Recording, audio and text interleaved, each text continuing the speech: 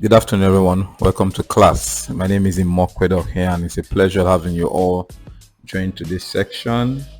In our video yesterday, we looked at effective communication as a tool for classroom management. Today, we're just going to quickly look at project-based learning (PBL). I will just do an introductory section, and educators and teachers, you could go ahead and do more research on this and how you can incorporate it to your learning styles and procedures in your school. So quickly, there are some key questions I'll be asking at the end of this session. So you're going to leave your answers at the comment section. Just let's say 3 questions I'll ask. So it's important you follow this session. Project-based learning, what is it? So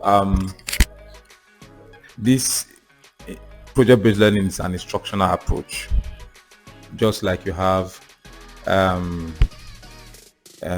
lecture method, demonstration method. Of these are all our instructional approach.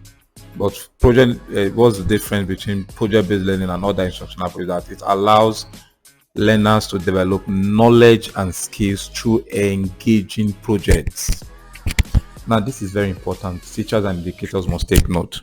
Engaging projects that are relevant and are tied to the curriculum and are tied to the scheme for the term and that are relevant to the learners. Another thing again that is important for project-based learning is that it focuses on real-world challenges and problems. Now, these real-world challenges and problems are also tied to what you also want the learners to learn. Real-world challenges and problems that learners may encounter. You want to give them projects that are relevant and that also tied to what they need to learn. Important aspects, just an example, could be inflation. And learners, there are some of them minding that not you need to take note of their age, go to the market and buy stuff for their parents.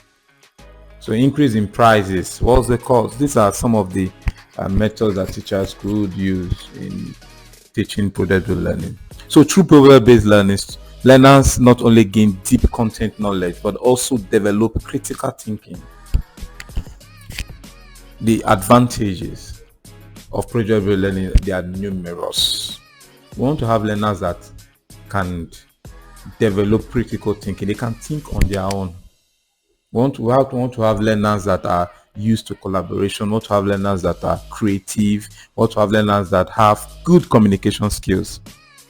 And if you are a teacher or an education manager, you're interested in your learners developing critical thinking, having collaboration, having creativity, and developing good communication skills, then you should be interested in project-based learning.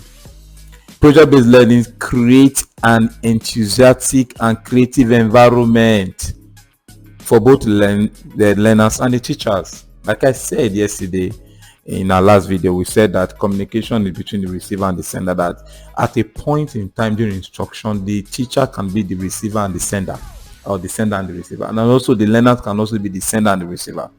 And so for you to achieve that kind of transmitting of information between the learner and receiver, where both can either be receiver and the sender, project-based learning creates such an enthusiastic and creative environment for both the learners and the teacher. In conclusion, it's important that teachers find ways, creative ways, in using this instructional approach. Remember, like I always say, every school, every school, they have their own peculiarities.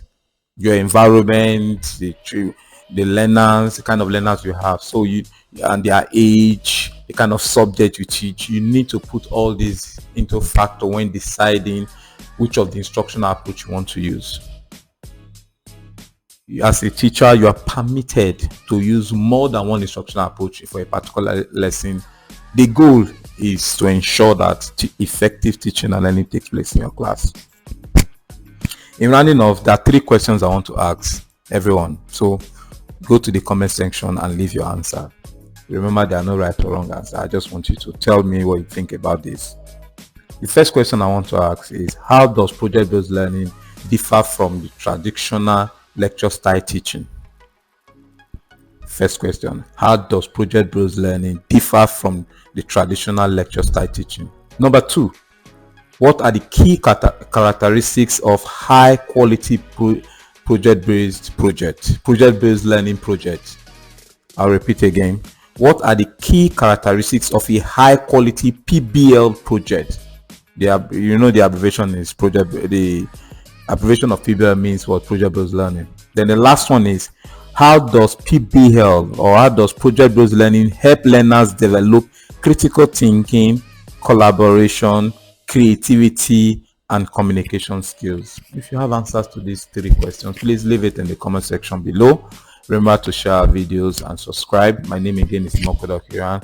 It's a pleasure having you join us today. So see you in the next video. So bye bye.